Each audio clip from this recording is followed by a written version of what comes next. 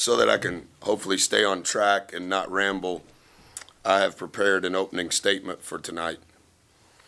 I apologize in advance for this taking longer than normal, but for many reasons I think this is the right approach. And even though I've always answered any question you guys have asked, once I'm finished with this statement, I'm not going to answer any questions going forward on this topic, because my statement includes all that I'm comfortable sharing. When you are completely absorbed in a worthy cause, you give it all of your time, energy, and emotion. The sacrifice required prevents you from being aware of anything other than the cause you are devoted to.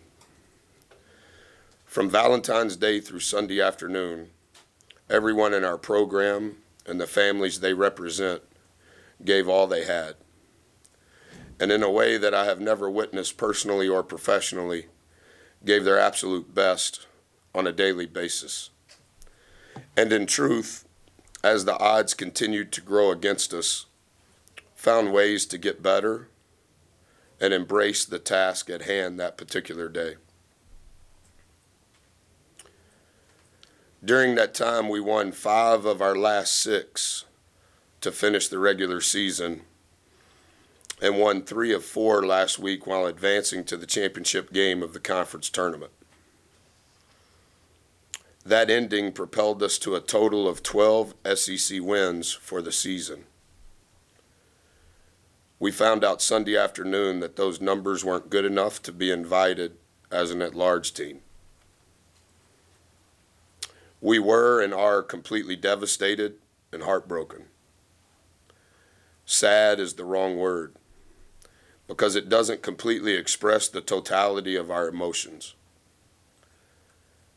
Since our return late Sunday night, I have spent all of my waking hours trying to better understand the data on how those 12 SEC competition-only wins weren't enough, while knowing that the 4 teams in our league that won more than that were all a 4 seed or higher.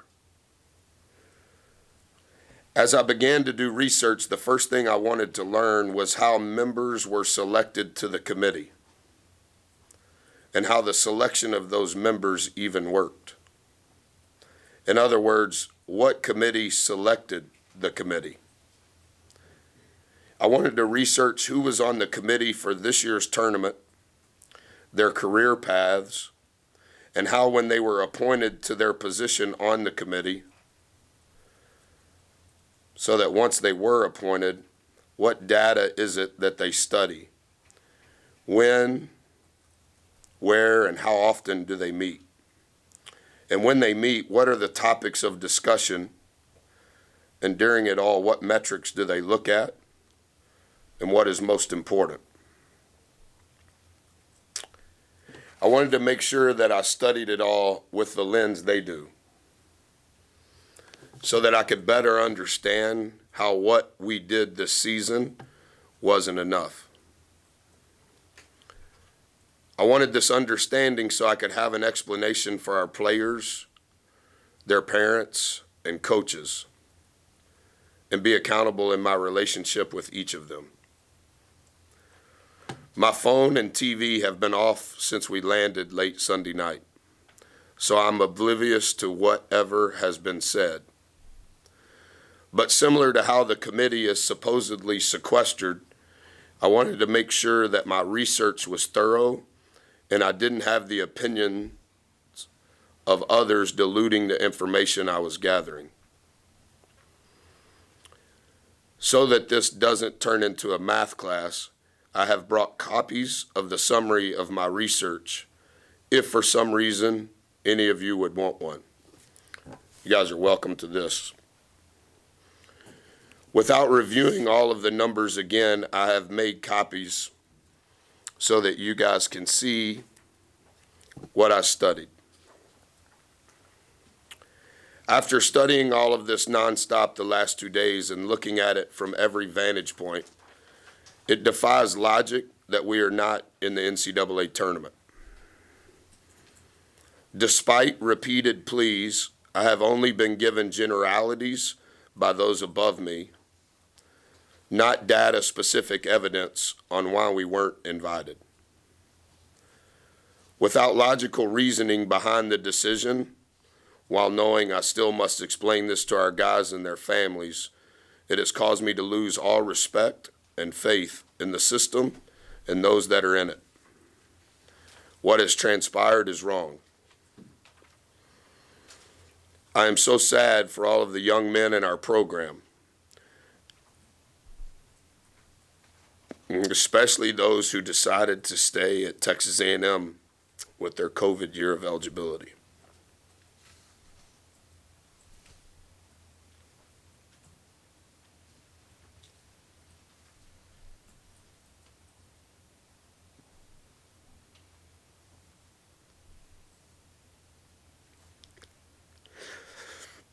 The process is obviously flawed, and it is apparent that there is way more included that is unseen and unknown in the selection of the 36 at-large teams than what the public is made aware of.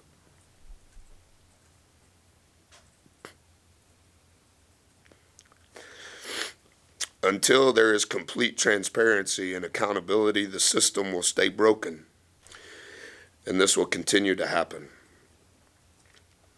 Like many other things I have seen with the NCAA in my career, especially during my tenure here, allowing a personal bias to impact the process should not be allowed. Our players and staff earned a right to play in the greatest tournament in the world. And it disgusts me in a way that I can't articulate that the system and the adults in it prohibited that from happening, because several in our program will never have that opportunity again.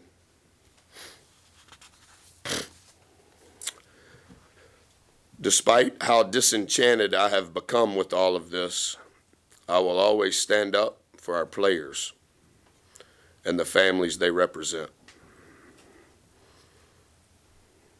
Regardless of the opinion of anyone, that is the least that I can do. Our focus is now on what we can control, and I will answer any questions about tonight's game.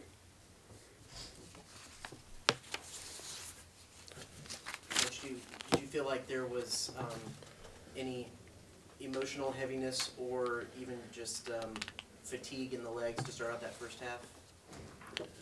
We left last Tuesday. We worked here on Tuesday and then left. We didn't get to Tampa, obviously, with East Coast time until Tuesday evening. So in essence, 7 days later, and all that has transpired, it's been a lot. And I've never coached in any capacity 4 games in 4 days, particularly with what we thought was at stake. And then, we stayed around waiting to determine what was going to transpire. So we didn't get home until midnight, Sunday night. And then we were off yesterday.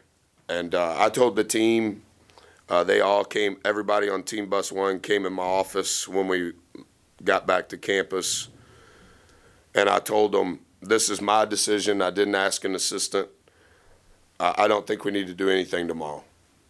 And so I just, that would be yesterday. I just didn't think, Travis, that they could absorb anything else, physically, mentally, emotionally.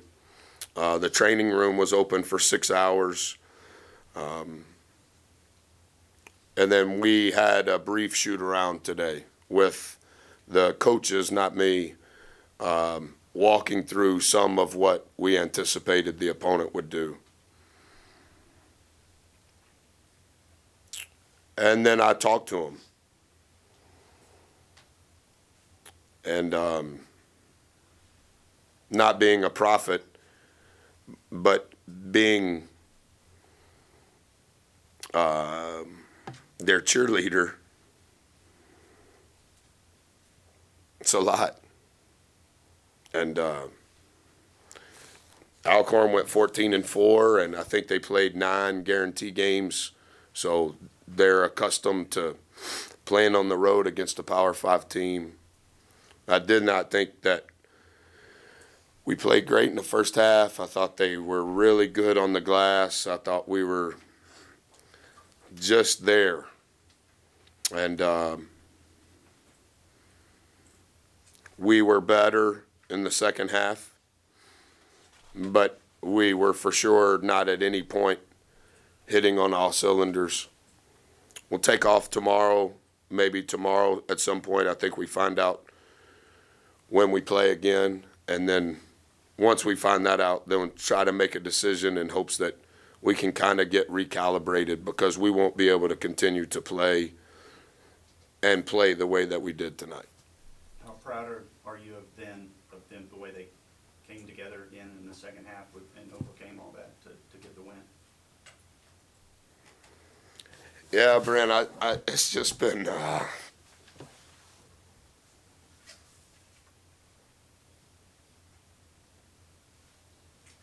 so proud.